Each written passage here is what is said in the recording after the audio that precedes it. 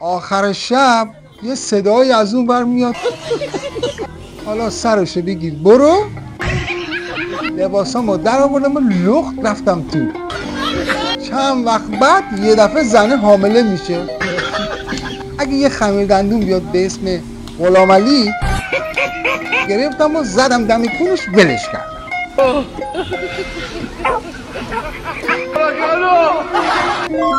سلام سلام سلام دوستان عزیز، حالتون چطوره؟ به چنل میران جوک خیلی خیلی خوش اومدید.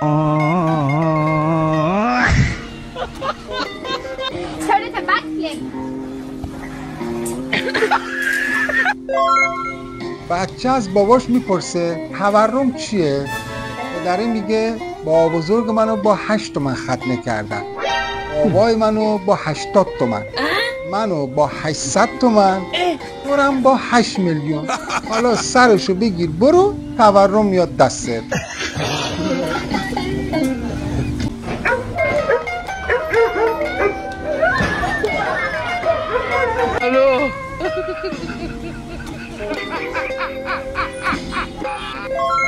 دوست من میگفت ما تو مسکن مر زندگی میکنیم، همسایه‌مون وقتی شبکه تلویزیون رو عوض میکنه کانال تلویزیون ما هم عوض میشه.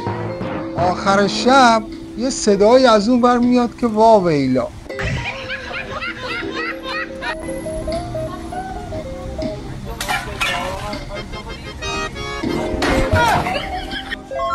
رفتیم واسه پسر خالم خواستگاری. خانواده عروس یه جوری میگفتن ما بچه‌مون رو با خونه دل و با ناز نعمت بزرگ کردیم، انگار خاله من پسر خاله منو از تو انبار ضایعاتی گرفته بود.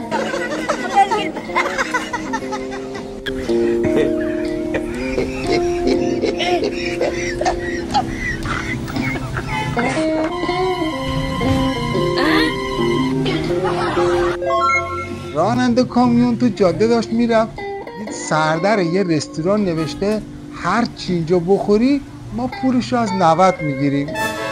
ایستاد و رفت نشست یه دل سیر غذا خورد. موقع رفتن صاحب رستوران یه لیست واسش آورد، گفت باید پول غذا رو بدی. گفت مگه قرار نیست از 90 بگیرین؟ گفت آره اما تو پول غذای با بزرگ تو میدی.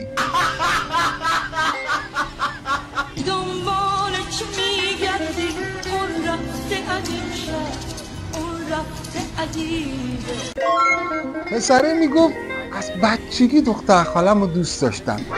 یه روز خونه ما دختر خالم یه چشمک ریز به من زد و گفت من میرم تو اتاق خواب، زمانی که لامپو خاموش کردم تو بیا. یعنی اون لحظه قند تو دلم آب شد. گفتم جان خدای شکر دمت گرم، همینجوری داره حالش میبری یا یه لایک بده.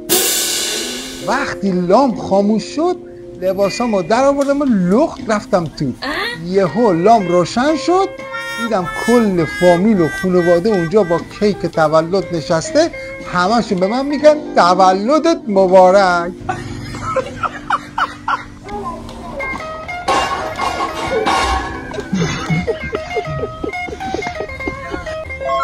تلویزیون ایران محشره، مخصوصا فیلماش. زنه میره تو اتاق خواب با مانتو و روسری میخوابه، مردم تو حال رو کاناپه میخوابه. چند وقت بعد یه دفعه زنه حامله میشه. من نمیدونم اینا مثل قارچ گردافشانی میکنن.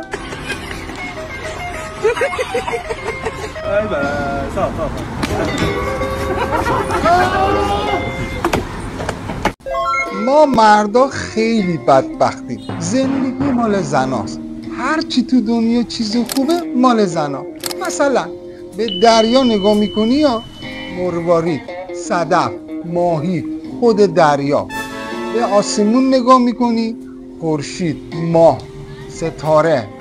به باغچه نگاه میکنی، نرگس، لادن، لاله، نیلوفر. به جنگل نگاه میکنی، آهو، غزال، پروانه، پرستو. هر چی چیز خوبه فقط مال زناست. واقعا ما مردا خیلی بدبختیم.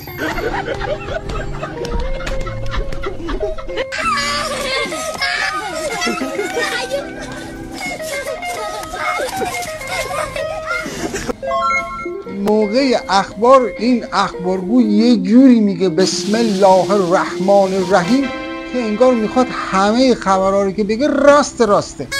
ولی خودمونی تنها خبرشون راسته میدونی چیه؟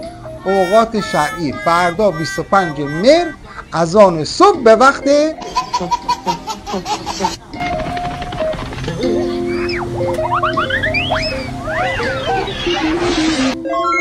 هرچی محصولات داریم همه به اسم زناست. خمیردندون نسیم، پونه، لادن. حالا خودمونی ما اگه یه خمیردندون بیاد به اسم غلامعلی، من که حاضر نیستم بزنم به دندون. تو حاضری؟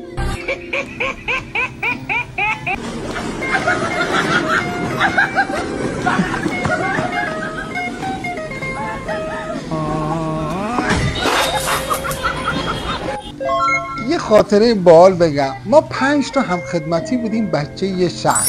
بعد خدمتمون پدر یکی از این بچه ها فوت میکنه. ما 4-5 تا دیگه گفتیم بریم تسلیت. تو مسیر رفتم به اونجا من گفتم رسیدیم اونجا باید یه نفرمون بگه فاتحه از صلوات. یکی از بچه ها اسمش بود حسن. ما بهش میگفتیم حسن هالو، یعنی کارایی میکرد که اصلا خنده‌دار بود همیشه.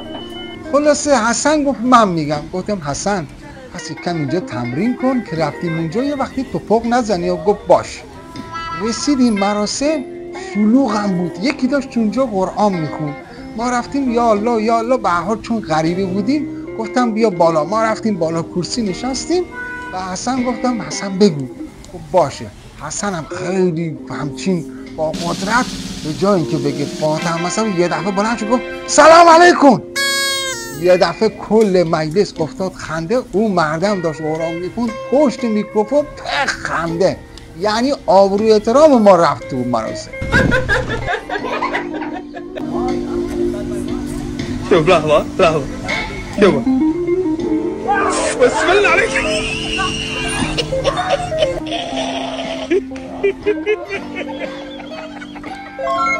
مردی میره آرایشگاه، به آرایشگره میگه کی میتونی به من وقت بدی؟ آرایشگره میگه 3 ساعت دیگه. میره. فردا دوباره میاد میگه کی میتونی به من وقت بدی؟ میگه 2 ساعت دیگه. میره. باز فردا میاد میگه کی میتونی به من وقت بدی؟ آرایشگره میگه 3 ساعت دیگه. میره. آرایشگره یکی میگه این داستان چیه؟ به شاگردش میگه تعقیب کن دنبالش ببین کجا میره. شاگرده میره، بعد از چند دقیقه برمیگرده. آرایشگره ازش میپرسه چی شد؟ شاگرده میخنده میگه اوستا این رفت خونتون.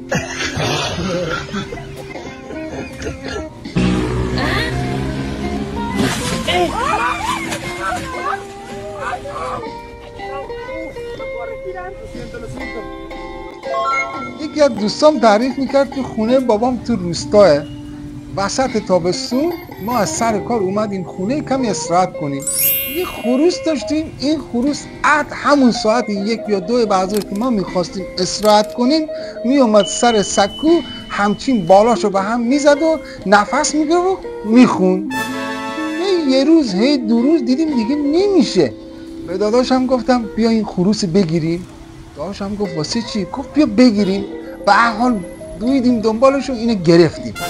من رفتم داخل انباری یه انگوش زدم تو ظرف گریس، اومدم بیرون خروسه رو گرفتم و زدم دم کونش ولش کرد. 5 دقیقه بعد خروس اومد بالا سکو که بخونه همچین نفس گرفت فرد از زیر در رفت. راحت شدیم. 1 روز و 2 روز 1 هفته راحت. بعضی هفته دیدم باز صداش داره در میاد. سریع داداش بدو خروس بگیر گریس بزن ول کن. بعد از 2-3 بار دیدیم 1 هفته 10 روزی میشه خروس پیداش نیست. به هر حال این ور بگرد اون ور بگرد دیدیم پشت انباری دراز به دراز افتاده و مرده. این گریس کارو خودشو کرد.